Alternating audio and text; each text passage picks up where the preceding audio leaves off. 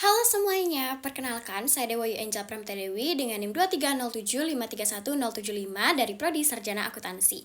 Jadi pada kesempatan kali ini saya akan menjelaskan mengenai materi Internet of Things. Jadi tanpa berlama-lama, mari kita lanjut ke materinya. Oke, jadi kalian pernah nggak sih dengar istilah IoT atau Internet of Things? Jadi Internet of Things itu adalah benda-benda yang bisa ngobrol lewat internet.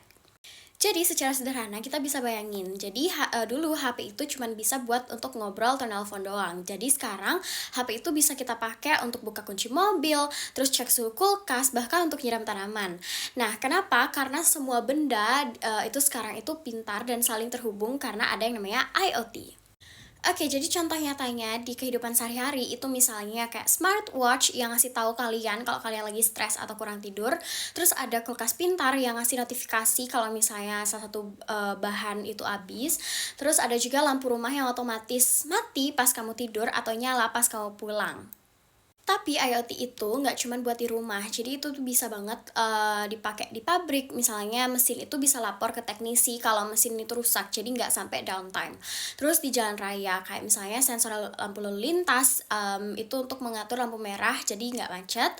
Terus bahkan itu di kebun, jadi petani itu pakai drone plus sama sensor buat pantau tanaman lewat handphone. Jadi IoT itu bikin hidup itu lebih hemat waktu, terus uang dan juga energi. Dan ini tuh baru awalan aja.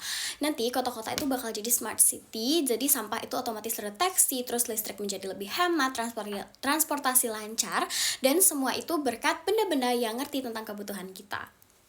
Jadi kesimpulannya IoT itu adalah teknologi yang membuat benda-benda itu bisa menjadi kelihatan pintar dengan cara menghubungkan ke internet. Yang dimana caranya ini yaitu memakai sensor kecil plus chip dan juga koneksi wifi atau data seluler.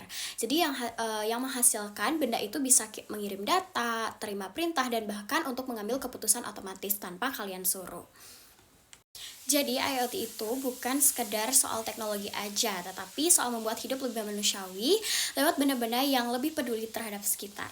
Oke, jadi sekian materi yang bisa saya sampaikan. Sampai ketemu di sesi materi berikutnya. Bye-bye.